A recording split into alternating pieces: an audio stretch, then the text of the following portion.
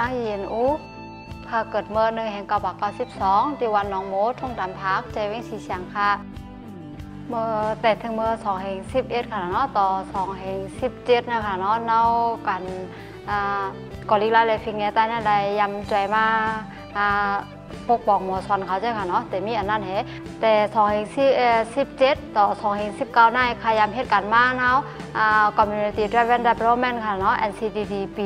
ที่สีเสียงได้เหรค่ะเอาปุ่นพรไว้ผู้ส่วนตุ้ม2 แห่ง19มานั่นค่ะกว่าเหตุการณ์ดีเนาะจุ่มปั่นตั้งหูตั้งหันกับไก่เลยหมักแตกหมักเมี่ยงไม้อเวสากรุ๊ปนั่นเหรทางอ่านทำคายำจอยแถมมายำเฮ็ดมาค่ะเนาะตีจุ่มกับสันรองนางยิงใต้จุ่มซ้อนนั่นค่ะอะไรเอาไว้ปุ่นพรใช้โปรดักชั่นโปรเจกต์ออฟฟิศยำเฮ็ดมาเจนั่นค่ะปัญหาเฮาค่ะอันได้ทบอยู่เมื่อแล้วนะแต่เป็นไผเส้นตาสายตั้งไฟฟ้าน้ำไผป้าอยู่ลีไปหยาแลล็อกกัดอันก็ขายเจได้ค่ะย้อนเบอร์เซนตาสายตั้งได้ค่ะเนาะไผ่เฮาคาได้มันตกเล่นได้ย้อนทางนี้มือป้วนมาจังนั้นก็เฮาคามีอันก้นมาเสือวันจังนั้นค่ะเนาะมียาก็มีก้นวันอันก้นวันเขาโฮมพร้อมกันเนี่ยก็สื่อใช้กว่าปวัด5จังนั้นเองค่ะเนาะตาวันตั้งวันเตกว่าจูกันตากับสืบกันจังนั้นมันหยับเจ๊ๆค่ะเนาะอันแม่มันลูกเขาจังได้ค่ะเนาะอันสาวจังหวัดเขาใครมา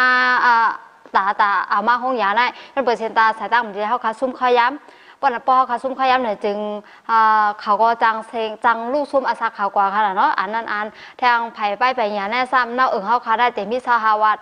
จันจอมทำแต่มีจันสูงทำแต่มีจีเดียวเฮยาก็ก้นเขาจะได้แต่มากขึ้นดีนั้นในยอดเปอร์เซ็นต์ตาสายตั้งดีเลยเขาคาอะไรไปตินมาเจ็มเจ้าเนาะเขามีขย้ำแต่ตีลูลีเขาจะนั่นเนาะเขาลูกซุ่มขย้ำลูลีเขาสั่งเจ้าว่าคาถูกเลิกเป็นเต้นพองไหนจึงคาเดปกปองบันเน่าปืนตีเส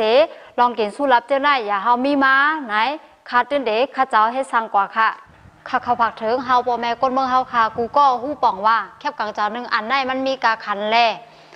มันเด๋หลากหลายปันกันจะมาก้นเมืองเฮาค่ะกูก็ย้อนนั้นพอถึงมาโนนบ่าวันที่8 เดือน11ลอง8คำนั่นเฮาก้นเมืองเฮาค่ะกูก็กดจอดแคบกลางเจ้าแลเฮาจอดปันเปิงมันแมนเสกำค่ะตอนดาคาเด้คาตื่นจุกมันตัดที่กิริปัญหาอันก้นเมืองเฮาค่ะเป็นอยู่ย่ำเมื่อเหลียวในค่ะยินจมขอบเจ้าค่ะ